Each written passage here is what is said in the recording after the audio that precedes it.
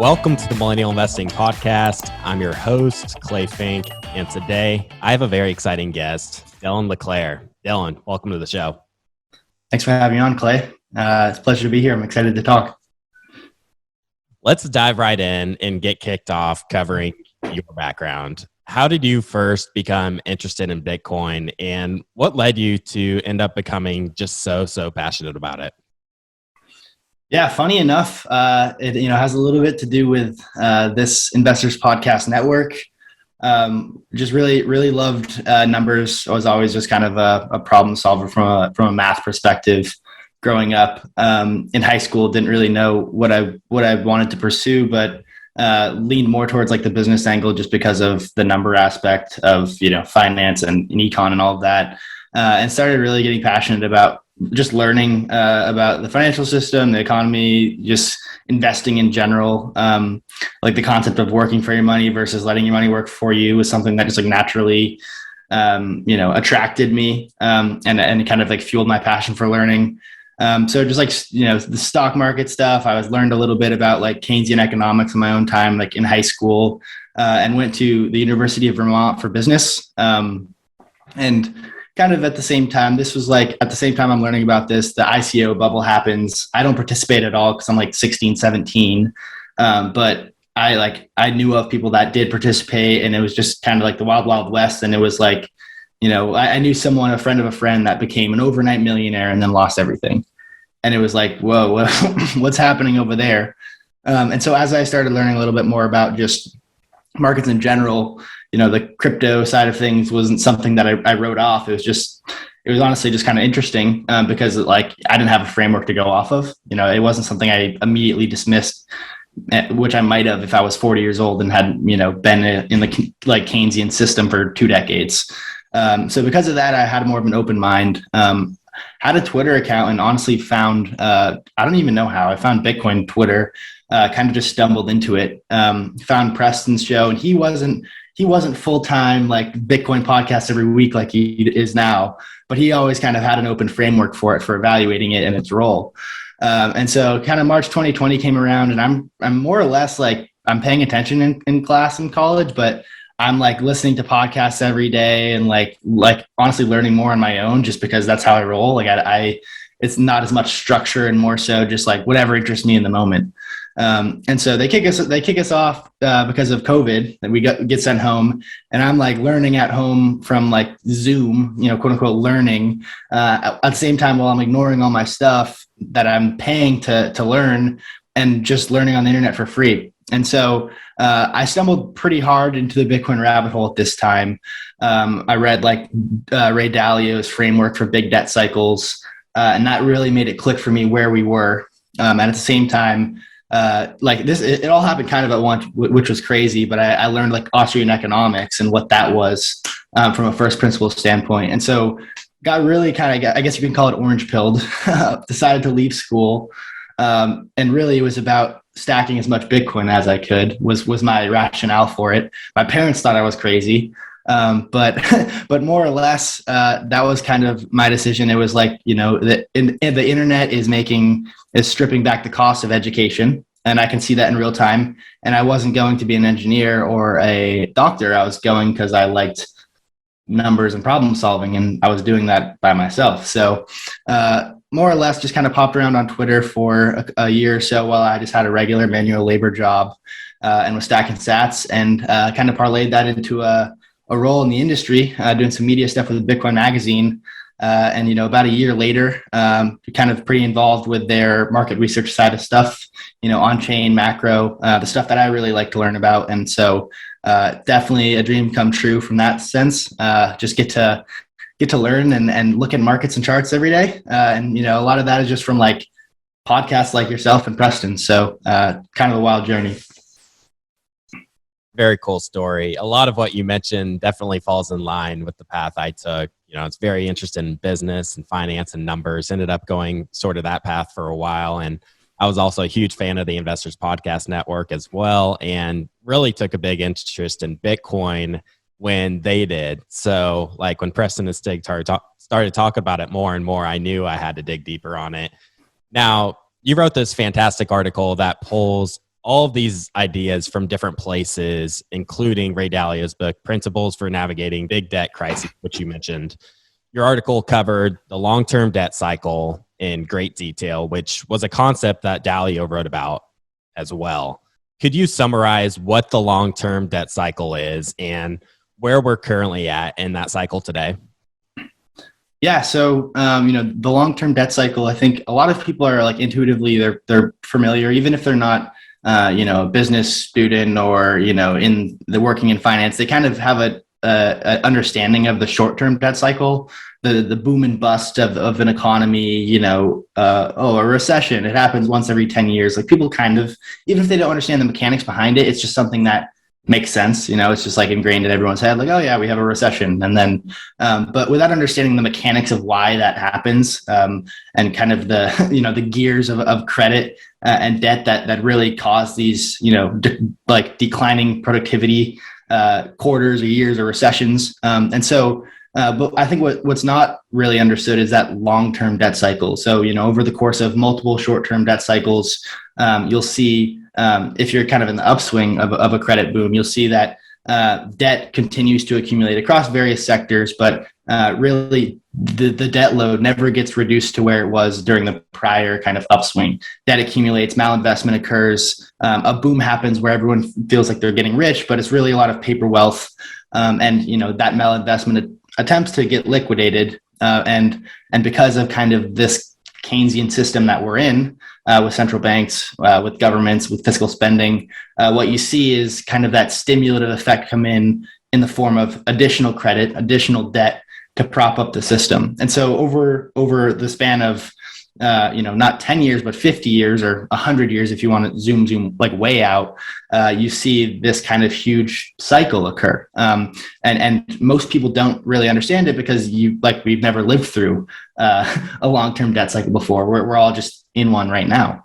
And so, right now we have interest rates at 0%. If you just look at, I think the best chart is the 10-year treasury or the Fed funds rate. You can just kind of see those higher lows of interest rates. It doesn't really take a genius to understand that the cost of capital continues to just fall, and it can't be raised to higher levels because of the debt burden. And so, approaching that from an investor framework, and how to allocate your capital and how to protect or grow your wealth during potentially the conclusion of one of these, debt super cycles, was something that was really fascinating to me because, you have guys like Ray Dalio come out and say cash is trash. Well, why is cash trash? And what's the reasoning behind that? And the reality is, with kind of our fiat system, if there was a bearer asset that everything could collapse upon, like say gold in the previous system, then that's kind of what you want to hoard. But in a fiat system where there's no underlying kind of collateral except the credit system itself, you have a problem. And it's basically that there needs to be perpetual credit expansion or the entire system collapses in the biggest depression the world has ever seen. And that sounds very dark, but more or less, like if the Fed doesn't step in March of 2020 and bail out the debt market, that's what happens. You have this unwind of your liabilities and assets. The asset side of your balance sheet falls. And this is there's counterparty risk everywhere. So this is not just an individual, but an aggregate level. The asset liability mismatch causes you to force liquidate more assets, which is a kind of a reflexive doom loop all the way down. And so obviously the response is printing more money, more stimulus, more of the same. But, kind of where does that lead to? And I think that's kind of where I applied Ray Dalio's traditional framework of, find a monetary bearer asset, find something with no counterparty risk and a production cost, and applied that to Bitcoin in a way that kind of made sense to me. Now, your article also references Dalio's video titled How the Economic Machine Works. And it's funny, in that video, Dalio states that the long-term debt cycle ended with the 2008 financial crisis. But, everyone knows ever since then, we've seen just an additional boom that's, expanded the kind of everything bubble bigger than it even was in 2008. So did the response to the 2008 financial recession, is that just delaying the inevitable of just, this financial reset of the monetary system? Or how do you think about that? Or how do you see that? Yeah, so I mean, I would preface it with saying that I didn't live through that, and all I'm kind of referencing is historical, kind of like history, because I was I was in kindergarten when that all occurred. So just kind of reading it from a historical lens. But essentially, they successfully kicked the can again in '08, and this time it wasn't through interest rate policy because rates hit that zero lower bound. What they turned to was debt monetization, or what they called quantitative easing. And they use a lot of these big fancy words. More or less, it's essentially printing money. And there's nuance there where they're not actually printing money; they're printing bank reserves, and it doesn't actually enter the system, and it's just taking toxic debt off the bank balance sheets. But what they were doing is essentially bailing out the credit markets in a way that they could no longer do through interest rate policy, which is their go-to lever. They turned to quantitative easing, or just essentially stuffing fixed income markets with more money, and kind of taking that debt out and putting it on the central bank balance sheet. And so we saw that for the last 10 years, essentially. We saw varying levels of quantitative easing. They barely got interest rates off that zero lower bound. We had basically negative real yields for a decade or more. And then kind of they really tried to unwind that balance sheet, and the corporate debt markets cratered in 2018. So we saw the Powell pivot. It was kind of infamous. Saw the repo market blow out in 2019. These were all kind of signs that a recession was coming regardless. And then conveniently, and this isn't like conspiratorial in any way, but conveniently, the biggest pandemic ever comes in, and they have to print ungodly amounts of money, and it kind of like saves face. Like, oh yeah, it's a pandemic. Of course we had to do this. It was emergency measures. Without kind of, I mean, it says the pandemic and the great financial crisis 10 years before that was much worse. But the reality was the debt problem, the problem that occurred in '08 was much worse 12 years later. And so, we had all these emergency measures, and now where are we? Well, inflation's at 40-year highs. The Fed funds rate's still at zero. The entire treasury curve, and really the entire global debt market, is negative in real terms. From junk bonds all the way to treasuries, stock market at all-time highs, yada yada. And so, where do we go from here? And I think that's what a lot of investors are trying to figure out. Is inflation transitory? Well, it might not be. And what does that mean for the assets you hold in your portfolio? Mm-hmm. So you're describing how these debt bubbles move in cycles, where eventually the debt taken on eventually has to come due. But today, with the money printing we're seeing to pay off the current debt, they pretty much have to take on more debt to pay that off, which means they need to keep interest rates low to sustain, to kind of keep things chugging along. And that's when it seemed fairly obvious to me that something is going to have to give on that front. So I'm curious, you mentioned that these long-term debt cycles move in 75 to 100-year time periods. How is the end of this debt cycle maybe different than the previous one? And how did the previous one even end? Yeah, so I mean, you can look at it from a couple of different angles. I think we saw that the kind of great what is it called? The Great Depression, where following the '20s, the Roaring '20s, we saw this huge private debt bubble. They were on a gold standard, or a redeemable gold standard, right? So you had those kind of paper notes with gold as that bearer instrument underneath the banking system, and all of that credit creation kind of collapsed upon itself. That paper wealth, and it induced a recession. And obviously there was other variables there, like famine and all of that. But what the result was, or the cause was, a credit bubble on top of that bear asset. So that collapsed. We go into the '30s, and then obviously have a world war, all this stuff. But we have a monetary reset. They devalued the debt in real terms. Roosevelt did in 1932 by confiscating everyone's gold and immediately revaluing it higher. That was one of the things they did. So that in real terms, that debt burden got eroded a little bit. And then 1944, Bretton Woods, the world comes together, says, all right, the US will hold our gold and our dollars are redeemable for gold. And the game theory there was, well, the U.S. was eventually, they cheated, more or less, with their paper claims on that gold. And countries started to call their bluff, right? Because there's that peg, but who's enforcing that peg? And do they have the gold to back it up was the question. And ultimately they didn't. So we defaulted upon our promise. And so you can kind of look at, the end of that debt cycle in a couple different ways, but really there was a couple defaults. There was the default in 1932 when we seized everyone's gold. And then there was the default in 1971 when we defaulted upon basically like, global central banks and their redeemability for gold. And so since then, and I like to look at like 1980, 1981 as kind of like that secular top in interest rates, as like since then we've had the greatest asset boom of all time, just a secular bond bull market and a secular everything bull market, essentially real estate, equities, anything that benefits from the cost of capital going lower, which is basically every asset. And so, in terms of when that cycle last occurred, well, there's a couple kind of quasi resets, but I think now with a global coordinated, fiat currency regime, where it's almost a race to the bottom and you're incentivized to devalue your currency, we're in something that's, never really occurred at this scale, and it's quite unprecedented.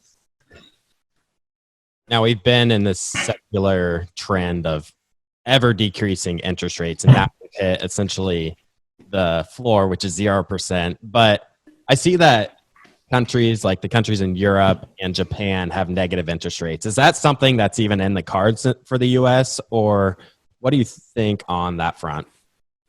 Yeah, so I don't think it is. I think because given that we're the world reserve currency, we can't have nominally negative interest rates, but the kind of what they're attempting to do right now, and this was actually laid out, the IMF kind of put out this playbook in 2011, and just it's also kind of Ray Dalio's framework for it. When the debt burdens are this high, what you can do is essentially financial repression by artificially capping these interest rates and letting inflation run hot. So negative real yields are essentially a wealth transfer from creditors to debtors. And so that's what's happening right now. If you're sitting on treasury bonds and over the last year, inflation 7%, if you received a 2% coupon yield, well, you lost 5% of your wealth. And so, whether a CPI is a correct measure of inflation or not, essentially during periods of negative real yields, that's what's happening is a wealth transfer of purchasing power, not in nominal terms, because you'll get paid back. If you own treasury paper, I'm almost certain you'll get paid back in nominal terms. There's no reason to nominally default with a fiat currency, like there would be with a gold currency where you just don't have enough of that base metal. But with the fiat currency, they can always print it. And so that's kind of the game theory and incentive for politicians is to keep the money printer going, and letting those debt burdens erode in real terms is, I think, the game. And so you don't really even need kind of that nominal negative yield to accomplish that. In reading your article, the obvious difference in opinion between yourself and Dalio is the potential solution. Dalio said on a recent Study Billionaires episode that a small, say 1 or 2% position in Bitcoin is prudent, while you firmly believe that Bitcoin is the solution. Why do you believe so strongly that Bitcoin is a solution to this mess the United States and the rest of the world is in? Yeah, so obviously, someone like Dalio, who's a billionaire, can kind of just have his smug insurance hedge, have 1%, and really kind of protect his wealth, and not need to fully allocate to capture this move. I mean, honestly, he probably couldn't fully allocate his wealth because he has so much of it that it would move the market to a great extent. Where someone like myself is obviously not facing that problem. But that aside, my kind of thesis is that. A lot of people will say Bitcoin is, it's the first iteration of digital currency. How do you know it's the one? And my response is, well, it's really not. Digital currency was tried for years. There was multiple iterations of it that failed. And what Satoshi did was basically combined a bunch of different iterations of digital currency, public key, private key, cryptography, all of these things, and kind of put them together in a way that no one had ever thought of before to solve the double spend problem. Basically, value transfer on the internet between intermediaries, between counterparties, couldn't be trustless. There wasn't a way to do it without trusting your intermediary. So with Bitcoin, there was kind of an immaculate conception with digital cash. And so now, because of that, we have not only that, but we have absolute scarcity. Absolute scarcity was never a thing before the advent of Bitcoin. Well, now we have provable, verifiable, absolute scarcity in a decentralized monetary system that no one can shut down or no one can stop. And so that kind of is how I think of it in terms of the properties of gold and what do you want to protect yourself in a debt crisis. Well, why do you hold gold? Well, you hold it not because it's a shiny rock and it's pretty. You hold it because it's absolutely scarce. Gold is relatively scarce, obviously, but atomically scarce on Earth. Maybe we find some rocks in space, but for the point being, it's relatively the most scarce thing we have. It's durable. It's not very portable, but it does the trick. It's fungible, right? And there's a production cost. It's really costly to go find more gold. Humans have been looking for a long, long time.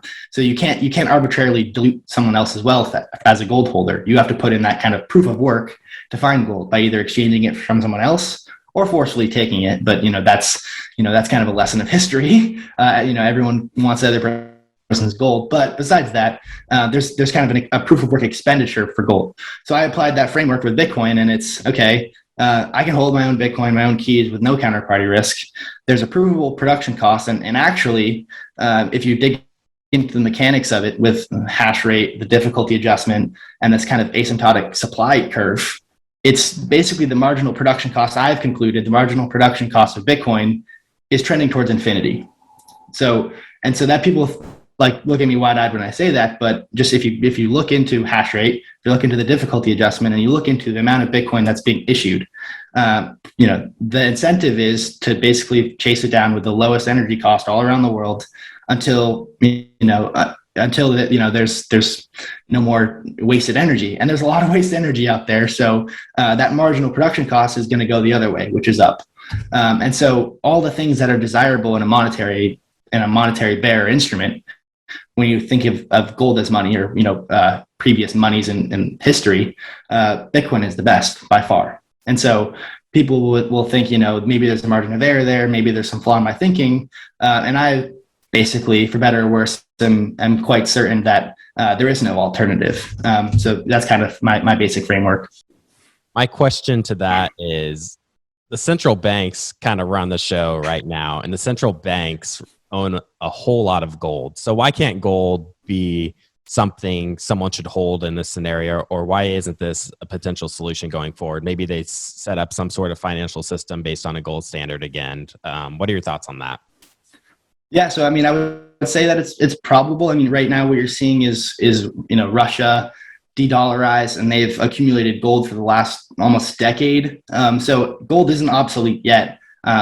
And maybe it won't ever be in terms of having that monetary premium. Like, it's not just an industrial metal like, say, copper or tin or iron. There's a monetary premium to gold, the base metal, because of its properties. And so will that go away tomorrow? No, but I would say there's a reason why we're on a fiat standard in the first place, and it's because of that trust and that cooperation required on a gold standard. I can't go to the store with a bar of gold and shave a little bit off to pay for my candy bar or my gas in my car, right? So what's required? Well, what's required is some certificates of deposit, some counterparty holding my gold and issuing me some note saying that I own it. Well, we already tried that and it failed, right? That's what a bank run is. The incentive to kind of create money in the form of Clay, you deposit your gold bar at my institution, and I fractionally lend out 2 of those notes because I realize that people don't come and redeem them. Like, that already happened. And so I think that kind of natural incentive of human greed, if you can print money, you will print money, is inevitable. And so, if Russia came out and said, we have some gold-backed currency, that's cool, but I don't really trust that you have the gold to do it. And if you want to prove it, great, but how is that verified? How are those incentives aligned? And I just believe that fundamentally, in kind of a 21st century economy, it's just not feasible to return to kind of a metallic monetary standard. The end of the previous long-term debt cycle was the Great Depression timeframe, where we saw asset prices just collapse. So is that a possible scenario in this, the end of this cycle? Like, could we see a deflationary bust, and how does that affect Bitcoin? Yeah. So, if you just look at what happened over, say, the last, since November, people will say, Bitcoin, it's, the central banks can manipulate it by, tightening monetary policy. They popped the bubble. And they're not necessarily wrong in that sense. To a certain extent, central banks still have that lever to kind of control the value, or at least the Fed, to control the value of that dollar, right? If they tighten monetary policy, well, BTC USD, if the denominator is going up, then Bitcoin probably takes a hit. During a credit unwind, Bitcoin's not insulated. But what they can't manipulate is kind of Bitcoin's own monetary policy. And so can a Great Depression type event happen? Well, yes, just with how over indebted the system is. But again, there isn't that gold standard base collateral for everything to kind of collapse upon. In a fractionally reserved fiat system like we are today, like we're in today, with all of this counterparty risk prevalent, during an unwind, it just goes to zero. And like, that sounds crazy, but money is created in this fiat system through only lending. Every dollar in circulation was lent plus interest. And so if that loan, or if that money is defaulted upon, then that money is, conversely, it's destroyed. And so what you have is balance sheet impairment across the entire economic system, and collateral values falling, and it's just this aggressive unwind. And so that's why, they have to come in and save the system, because they can't let it. It's kind of almost just a math equation. And so I believe, regardless of both scenarios, I believe if they let everything unwind, which all of the political incentives don't align with that happening, well, I still have a monetary bearer instrument, Bitcoin, with a provable production cost. And I'm 99.999% sure that a block will come in approximately 10 minutes or so, and I'll be able to settle this value somewhere in the world. But if that scenario doesn't happen, and they don't let everything completely unwind and go to zero, and they do what their incentives align and monetize the debt, fiscal stimulus, the whole 9 yards, well, there's going to be more money in the system. And I would bet money that the price of Bitcoin in nominal dollar terms goes up as a result. So, I think either way, you're going to maintain that purchasing power that, with the Bitcoin network, it's absolute scarcity and that production cost. Does anybody else love getting their day kicked off with a warm cup of quality coffee? Well, let me tell you guys about the coffee upgrade I recently made. Instead of rebuying the same old, let Trade Coffee send you something freshly roasted that you're literally guaranteed to love. Trade Coffee sells the freshest roasted and ethically sourced beans from America's best local roasters. They ship free to you as often as you'd like, whole or ground.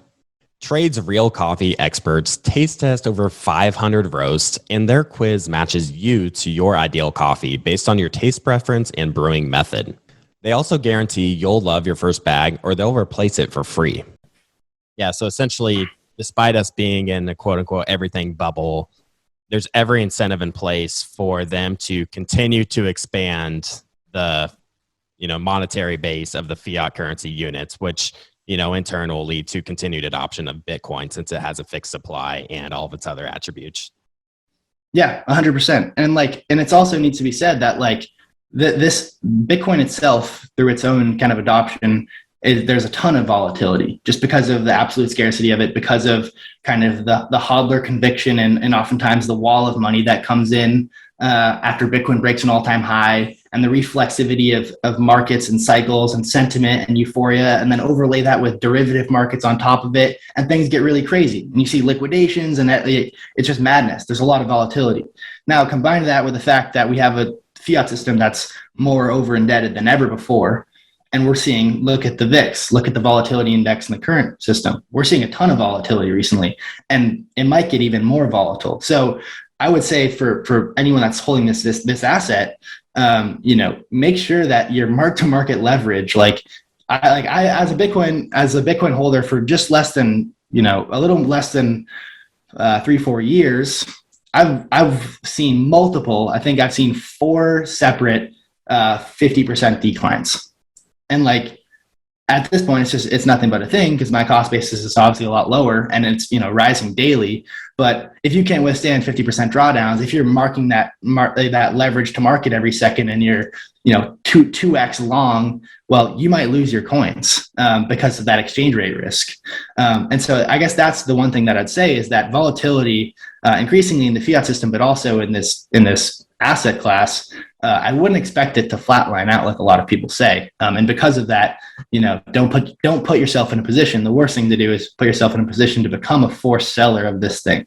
Let's transition to talk about institutional adoption. We saw some huge institutional players come in over the past couple of years, notably MicroStrategy, Tesla, and Square, as far as public companies go. But we haven't seen too many recently, at least over the past year or so.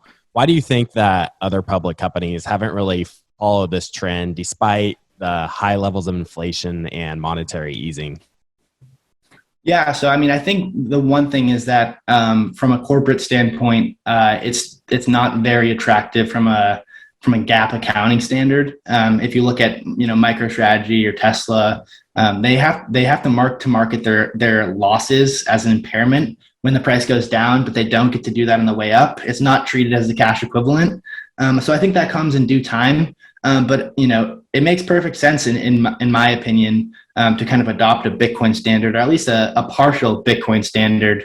In this environment, obviously, you have a bunch of institutions that are interested in 2021 after the price already 6x'd and is at 60,000. It's no matter how good the idea is, it's really tough to buy into something that's already gone absolutely vertical. And so I think, maybe not on the public side, but I think you see a lot of kind of institutions, hedge funds, Wall Street guys come in when the price is at 30K, or, the chart looks kind of bad, and say, hey, I'm going to get a little bit of an allocation here. But in terms of full public company adoption, I think we'll have to wait and see. And, as the kind of asset class matures, we'll see more of it.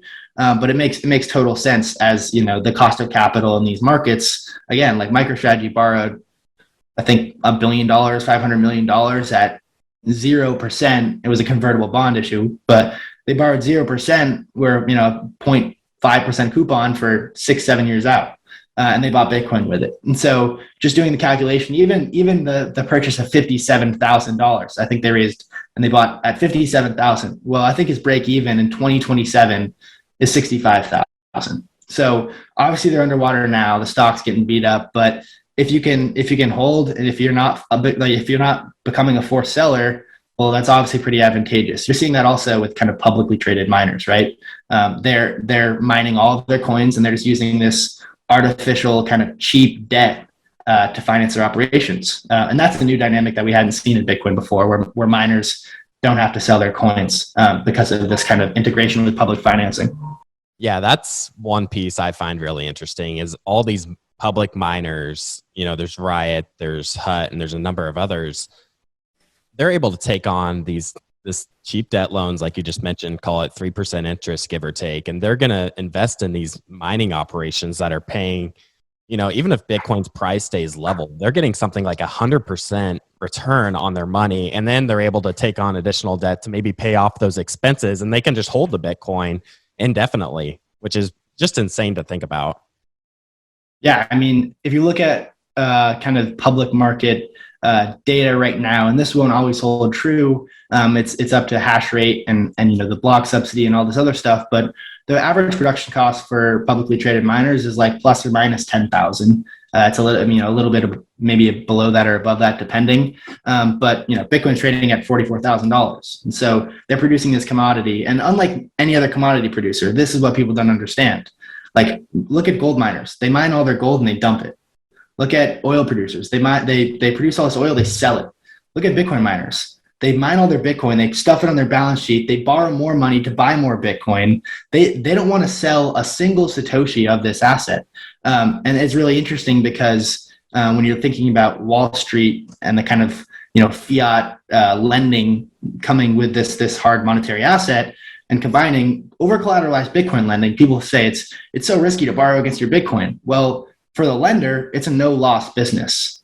If I over collateralize 2-to-1 and borrow money from you, Clay, you can mark that to market and assure that you lose none of your capital because it's liquid 24/7, 365, and it's in any jurisdiction. And so I think you're going to increasingly see, right now you can get a mortgage at 3 or 4%. Well, you can borrow against your Bitcoin at certain lenders for say 7 or 8%. For the longest time, you couldn't do that at all. But now I think that ultimately, like the Bitcoin collateralized lending space, is going to be the cheapest in the world. Like you can go to Goldman and get Fed funds plus 50 basis points on your equity if you're a multimillionaire or something. I imagine that that's going to be true for Bitcoin really everywhere, because it's a no loss business once again. And I think that's not very understood. I'm not going to lie. I can't wait for the day I can put some Bitcoin down and put 0% down on a loan to go and buy a home. I think that'd be a pretty incredible development for a lot of people that own Bitcoin. Yeah, it's coming. I mean, people are building it. And so it's very like not well understood, but the kind of convergence of this hard monetary asset with kind of this fiat zero cost of capital world is there, it's converging faster than people think. And I think that's when things get really, really crazy. When you have guys that are a lot bigger than MicroStrategy and Michael Saylor. I mean, Michael Saylor's a billionaire, but like, let's be real, he's not a big fish billionaire. And so when you have a lot of people like, and again, when you're thinking about fiat currency, money is created through lending. So when you go borrow $1 billion in the corporate debt markets, it's actually like, and this sounds crazy, but it's actually creating money supply. So if, Stan Druckenmiller goes and borrows $10 billion from Goldman Sachs and buys Bitcoin with it, well, he's acquiring a fixed supply of this 21 million and creating a bunch more fiat units. It's called a speculative attack. I mean, like this happens in currency markets all the time, but we haven't seen this with an absolutely scarce asset ever.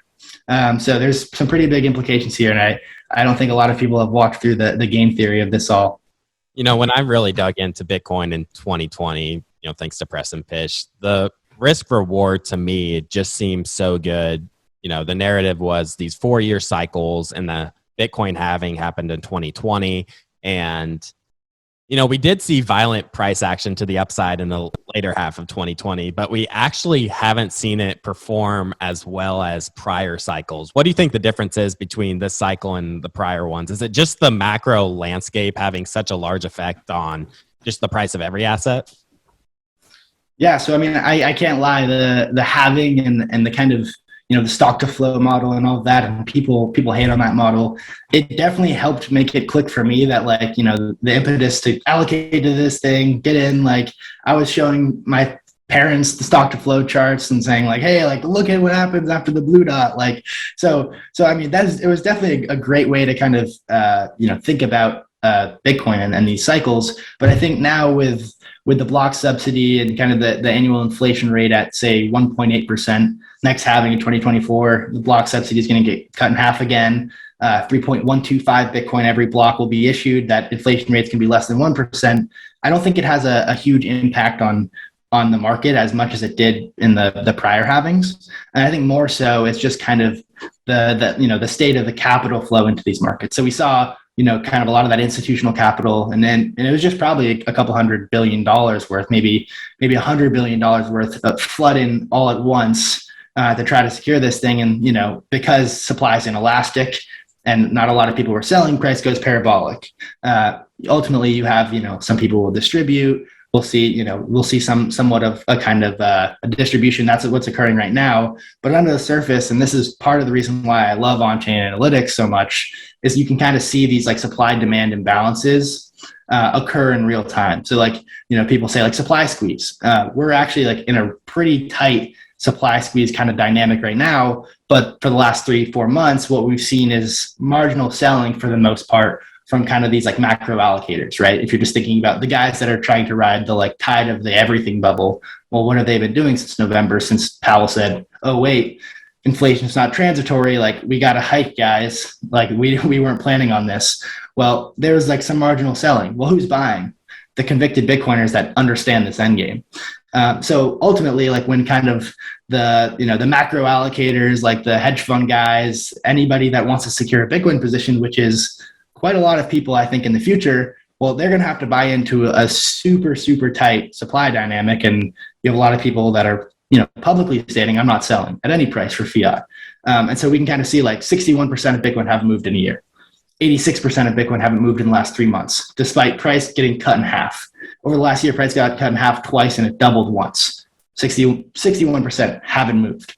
And so like that sort of thing, you can't really see that in any other asset class. But also I think the conviction and the type of investors or holders of really any other asset class aren't this kind of convicted crazy, if you will, the laser eyes hodlers. We don't see that anywhere else.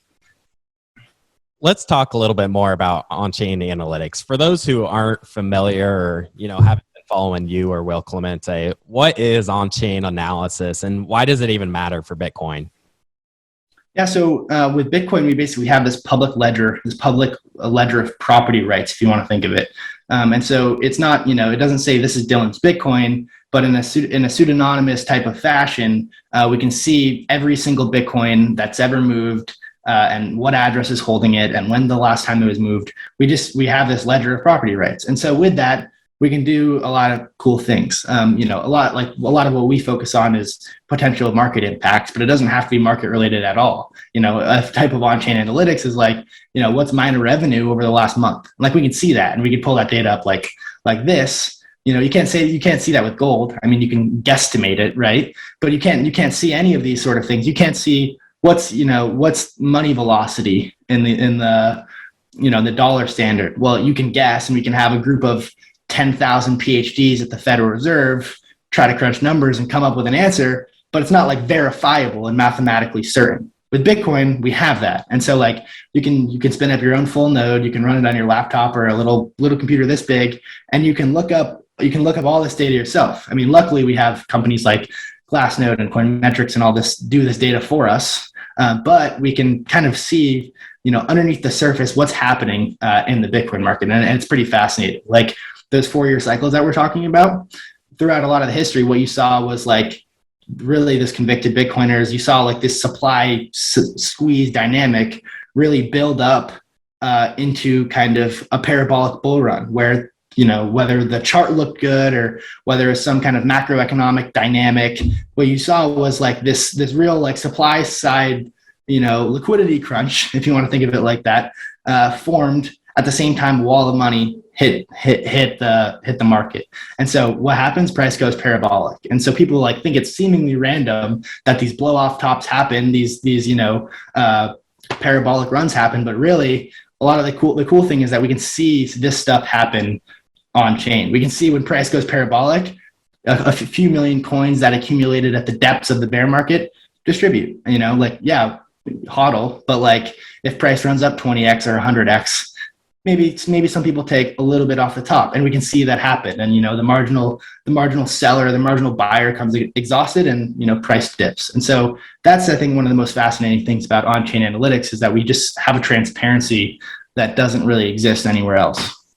Yeah, I do think that's really cool how, the ledger's completely public. Anyone can go out and pull the data and do their own analysis on that. What are some of the most important on-chain metrics that you keep your eye on?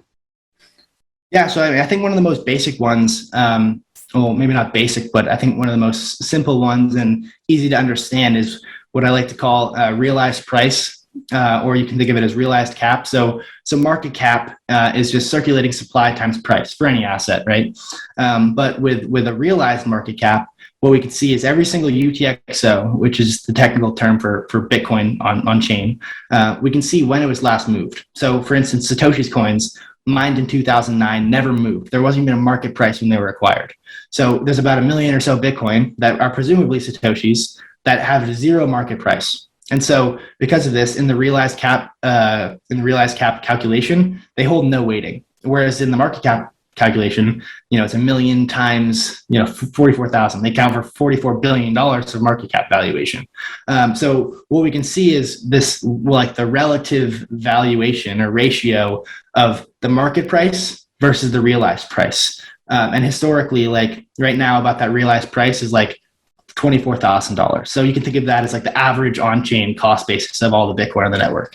Is it a perfect measure? No, because if you buy your Bitcoin on an exchange, or if you just say cycle some Bitcoin between yourself and wallets that you acquired 6 years ago today, it may move up the cost basis. But in aggregate, it's a pretty accurate measure of like average market cost basis. And so we can kind of see these kind of, I'm sorry, my phone. Sorry about that. We can kind of see this ratio of market price to realized price and come up with some pretty interesting kind of relative valuation frameworks. And if that measure ever gets below 1, it's usually like generational buy opportunity. So that's what in my research I often talk about. I'm like, if we get below 25,000, I mean, who knows what happens next? But like traditionally, that's a sell the farm type of event. So do we get it? Who knows? But in terms of previous cycles, that's kind of that's the level. Yeah, it's kind of funny. March 2020, Bitcoin went down. I was watching Bitcoin that day. It went down like 50% in one day in like less than 24 hours. It's just insane to think about. But when you look at the actual fundamentals, like nothing about the Bitcoin network changed. It was continually producing blocks. And it was just the macro framework where there was just a giant bid for dollars. So, if nothing has fundamentally changed about Bitcoin and you're bullish on the asset and you look at some of these metrics, like you mentioned, the realized price, you can just identify kind of those generational buying type opportunities, which is really, really cool, I think. Yeah, 100%. I mean, yeah, you're 100% accurate. In that March of 2020 event, nothing changed about the network itself. I mean, you had a derivative market liquidation. You had the Dixie go to 100. There was a bid for dollars. You nailed it there. And so at that point, like people were liquidating Bitcoin for dollars because of that denominator, right? BTC USD. And so I think that's something that's not going to even really change as long as the global debt market is that size. But in the meantime, you can kind of use these relative frameworks of valuation, whether it's the MVRV, or we have all sorts of like cool things we can do. Like we can quantify the conviction of hodlers with on-chain metrics, and we can put a whether it's oversold or overbought. And is it perfect? No. Is it going to time tick the bottom at the very second? No. But we can say this is in the 5th percentile of relative valuation, and so like it gives a pretty good idea of like risk reward and when it's attractive or not to allocate based on the conviction of what other UTXOs are doing. Now, Bitcoin whales are the wallets that hold the most amount of Bitcoin. What percent of the supply do Bitcoin whales hold? And is that a concern for you at all? Or how do you think about that? Yeah, so it's kind of tricky with on-chain stuff. I see a lot of kind of data or reports published, and they'll say, X amount of Bitcoin. I'm not even sure what it is because I mostly disregard it. They'll say X amount of the Bitcoin supply is held by the top 900 addresses. And are there whales in Bitcoin? No doubt. I mean, there's people that understood what we're talking about today back in 2011 and said, all right, I'm going to mine this on my computer and I'm never going to sell it. There are 100% whales. And that do they manipulate the market? No, it's a free market and they can buy or sell whenever they want. And that's the beauty of it. But there are people with thousands of Bitcoin, tens of thousands of Bitcoin, maybe even 100,000 Bitcoin. And the beauty is we don't really know if people do their, have their privacy measures and they do it right. But in terms of, how much percent of the supply whales have, well, about 2.5 million Bitcoin are on exchanges. And so we can say like, well, those exchanges guesstimate, there's about 100 million people that use those exchanges or have access to them, that have onboarded onto them. So, how much of that Bitcoin is to each user? Well, we don't know. And so that's why address analysis isn't always all that accurate. I mean, it's like saying how much of the dollar supply does the Federal Reserve have on its balance sheet? Well, the Federal Reserve, serves a lot of member banks and they serve, all these people. Like it's just not a great way to frame it. And so for that sense, like wallet data, you can do stuff with like tracking whales, right? You can see like, oh, what are whale holdings doing if you filter out and kind of do all this heuristic stuff with exchanges and all that. But for the most part, just straight up like supply percentage analysis, there's a little bit of nuance there. And so that's why for the most part, I don't stay away from it, but there's nuance there. You mentioned a bit earlier that one of the potential catalysts for the next Bitcoin price movement upwards is a Bitcoin spot ETF. We've seen one in other countries such as Canada being released. So what's the holdup with one being released in the US?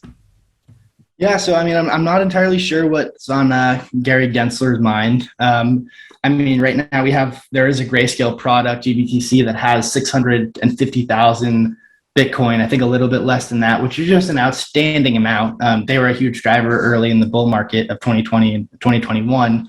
And just with how that fund works and kind of the redemption structure was very interesting that because it was trading on OTC markets with a premium, you had accredited investors that could go and give Grayscale $100 of Bitcoin or dollars. And if, say, the GBTC product was trading at a 30% premium on these secondary markets, they could go and get $130 of GBTC shares from Grayscale immediately, but those had a 6-month lockup. So all these Wall Street books went to Grayscale and just immediately marked up their books with a 20, 30, 40%, whatever premium it was, and scooped up all this Bitcoin in this GBTC trust. But everyone did that. It became a crowded trade. And now, funny enough, GBTC trades at a 25% discount to net asset value. So it's not like an ETF structure where every dollar of inflows means a dollar of allocation to the base asset. Like an S&P 500 ETF would be. So what is Gary Gensler doing, and why is he holding up? I'm not sure, and I think there's a whole kind of another realm of things that he would have to tackle in the crypto space in terms of what's a security, what's not. And I believe that he's made it pretty clear that Bitcoin is not a security in his eyes. After teaching a class at MIT and all this other stuff. So I think ultimately you should really work to hold your own keys and utilize kind of self-custody best practices. But that spot ETF, when it comes, I think it's not an if, but it is a when. It's going to unlock a whole bunch of institutional capital that's going to flood into this, and it's going to be probably a pretty big catalyst for the next bull market whenever that comes. Is there any possibility that an ETF could lead to Bitcoin's price being artificially suppressed like we've seen in the gold market? Yeah, so in October we actually had that futures ETF pass, right? So there is that CME market, and interestingly enough, unlike other futures products, say on Binance or BitMEX or these traditional Bitcoin, not traditional, but these crypto derivative exchanges, there is no kind of Bitcoin settlement on the CME structure. It's like actually they use like cash collateral. Treasury collateral for these Bitcoin futures. And so the CME tethers its price to a spot index. But interestingly enough is that, we're not seeing that Bitcoin settlement occur in these future markets like you are seeing on other derivatives exchanges. So that unlocks the question, well, is it going to suppress the price like gold? And I believe because we have kind of this final settlement occurring 24/7, 365, the ability to withdraw your keys or the ability to kind of arbitrage spot prices, right? That gold doesn't have. If you just think of the settlement process with gold, any kind of dislocation in futures price would say the futures ETF was being shorted, or there's a CME product and people were trying to artificially suppress the price. Well, I think that would be reflected in. You can look at there's a spot market Bitcoin price, and then all of these derivative contracts have their own price that's traded free of spot. And so like oftentimes when you see, say, like a huge volatile move to the upside or downside, what that is essentially is that's forced selling or forced buying on a derivative product that got margin called. And so like we can see that happen in real time, where there's like kind of a liquidation engine, there's forced buying or selling, shorts are getting squeezed, longs are getting, liquidated. Whereas you don't see that settlement, that mark to market every single second occur with, say, a gold ETF. And so if there was some kind of price suppression on, say, a paper product like CME, what I would look for, and I don't see this at all, would be kind of like a really different price relative to spot price. If CME was trading at 43 and the Bitcoin price was trading at 48, well, one, I wouldn't want to be buying Bitcoin on CME because I don't know if I can redeem that and take that off the exchange. But two is, we're going to have a true and kind of a free and open market somewhere around the world, whether that's with baseline dollars or stable coins or whatever it is that will reflect the kind of that free market dynamic that we don't see with gold. Yeah, the thing with Bitcoin I keep hearing is that it's just so easy to take personal custody of it. If you buy gold, you need to take physical delivery, you need to have it shipped, you need to pay for these transport costs. Whereas with Bitcoin, you can just instantly have it transferred to your account. So, people are going to want to be able to take custody of that Bitcoin, or at least have the option to, in my opinion. Yeah, I haven't told too many people this. I actually bought gold in March of 2020, and ordered an ounce coin. It was like $1,700 an ounce. And the entire process took 2 weeks. It feels cool in your hand, but I realized like I didn't want it. A month later, I was like, I should have just bought Bitcoin. What am I doing? I went to sell it and I got arbed on the bid. I got arbed when I paid for it, $50 above the spot market. And then when I sold it, I think I sold it for like $100 below the spot price. And at the same time, gold was like rising, but I lost money on the investment because of just how like, the dealers worked and how slow and clunky everything was. And it was just a nightmare. I was like, I'm never, ever buying gold again, other than just like trinkets. Like this is like the worst form of liquid collateral that I can think of. It's not even liquid. It's like very illiquid in that sense if you're doing it with a small amount. Yeah, the spreads on that sound ridiculous. I think we'll end on that. Dylan, thank you so much for coming onto the show. I really, really enjoyed this conversation and appreciate you coming on. Before we close out the episode, where can the audience go to connect with you? Yeah, I really appreciate you having me on. This is a fun riff. You can find me on Twitter at Dylan LeClair _ that's where we kind of connected first. It's super fun, just kind of throwing ideas out there and interacting with the community. So yeah, I mean, I appreciate you having me on. It was awesome to connect, and I'm sure we'll see you around out there. Thanks for watching. Make sure to subscribe and hit that notification bell so you don't miss out on our next podcast episode and new investing resources. What are your takeaways and thoughts about this discussion? Let us know in the comments section below.